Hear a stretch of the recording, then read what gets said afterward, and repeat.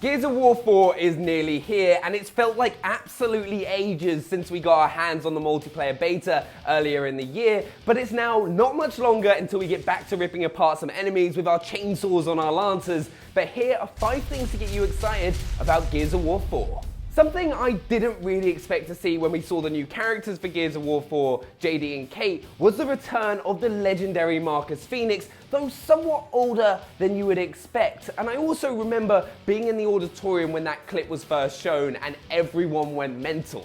Now, something you might not have realized, which is pretty cool, is that JD is called James Dominic Phoenix, who is actually Marcus Phoenix's son, and also links back to the legendary Dom, who's my favorite character, but also explains the "Welcome Home, James" clip.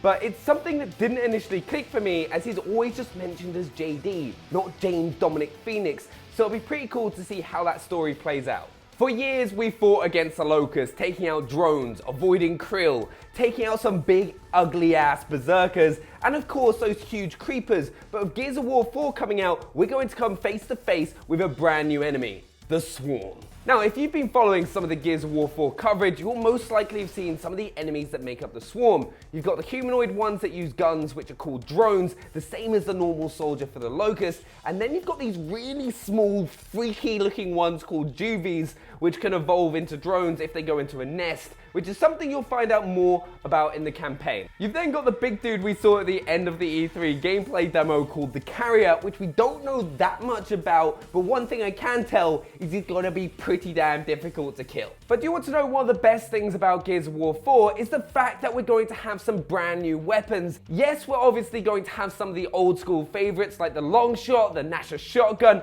and my personal favorite, the boom shot.